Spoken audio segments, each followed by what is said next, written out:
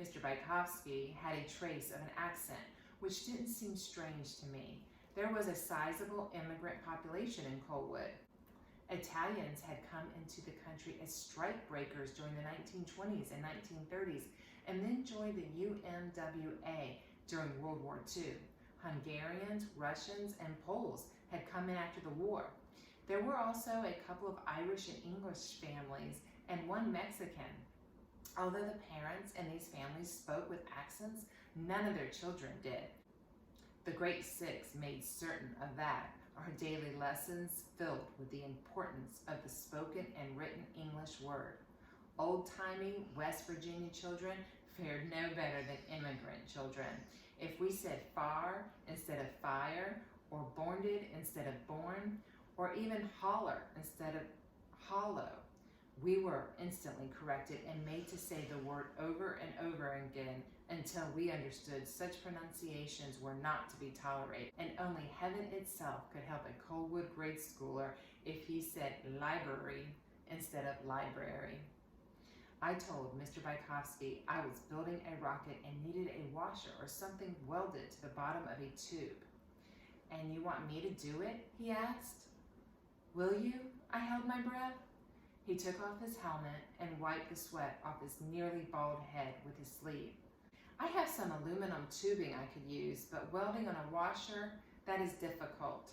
Soldering it would be easier." "That would be fine," I said, "as long as my washer was well attached." Soldering sounded good to me, although I wasn't exactly certain what soldering was. He looked at me sharply. "I'm not supposed to do work in this shop unless your father tells me to." "Does he know you were up here?" I shook my head. "No, sir." I had kind of an instinct about Mr. Bykowski. It was best to tell the absolute truth with him, no shading. He's against me building rockets, but Mom thinks it's okay. "I need help, Mr. Bykowski. You're my only hope." He considered me for a moment, his face grim. I know I must have looked pitiful because that's the way I felt. "Do you know how to solder?" he said at length. "No, sir." "Then I will teach you. Your dad should not have a problem with that. Come on, you can work while I work. How long should your tube be?" I wasn't certain, so I said a foot. He then asked how wide, and I wasn't certain about that, so I said an inch. He cut off a foot of 1 inch wide aluminum tubing, and it looked awfully small. He went for a larger diameter, 1.25 inches, and that looked better. He also increased the length to 14 inches, and that looked about right to me. He then gave me a quick lesson in soldering. It seemed simple enough. All you had to do was hold a hot iron rod to a coil of solder, which was like a soft metal, melt it, and let the silvery material flow into place. It proved harder than it looked. I gobbed on the melted liquid, but I made a mess of it, the solder dripping down the tubing and the washer not on straight. After an hour, Mr. Bykowski came over to see how I was doing. "It is not bad for your first time," he lied. "I will finish it up for you during my break. Come back tomorrow night and I will have it ready." He didn't have to make that suggestion twice. I was almost ready to pass out from the lack of sleep. The next night, I again went up my secret path and found my rocket waiting for me in a cardboard box outside the gate. The solder was a perfect circle around a perfectly aligned washer at the base, and he had also soldered a metal cap to the top of the tube and glued on a wooden bullet-shaped nose cone. It was the most beautiful rocket I'd ever seen. I used electrical tape to attach cardboard fins to the casement and then borrowed Mom's fingernail polish to paint a name on the side. I named it Auk 1, after the great auk, an extinct bird that couldn't fly. Quentin, for no apparent reason, had gone on and on the day before about extinct birds, so I was up on them. I had a purpose in the name. I wanted to make it clear to the other boys that we were adding to our body of knowledge, even if all the rocket did was spew on its launch pad. I loaded Auk 1 with the black powder postage stamp slurry mix, inserted a pencil through the nozzle, and then left the rocket to dry under the hot water heater. The pencil was to form a hole in the powder, increasing its surface area, according to Quentin's idea. On Saturday, Quentin hitchhiked to my house, and after the other boys arrived, we inspected Auk 1. Love the name, Quentin said. Maybe the gods will help us, thinking we are suitably respectful of pernicious fate. The other boys looked at him blankly. It's bad luck to be overconfident, I translated. I believe we're making progress, Quentin continued, talking to me as if the other boys didn't exist.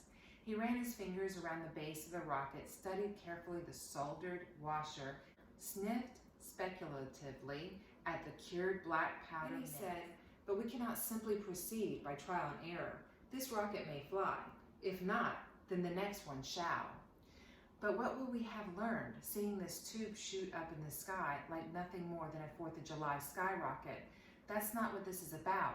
We have to learn why it flies. That's your job, Quentin, I snapped angrily. I thought I had done everything he wanted, and here he was criticizing? When are you going to find us and book? He shook his head.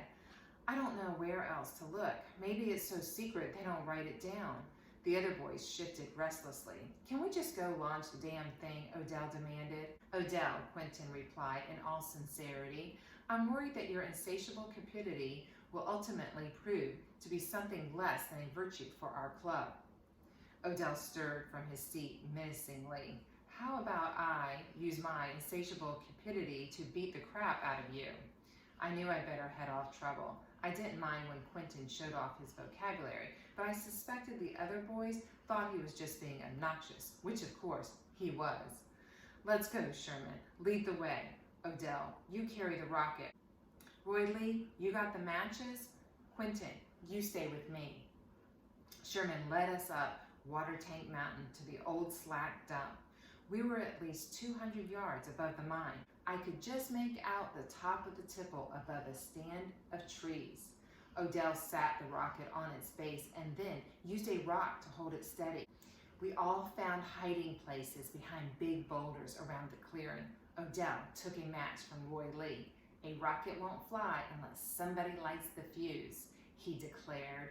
Sherman settled in behind a rock. Odell lit the fuse and ran and fell down beside me. We grinned at one another.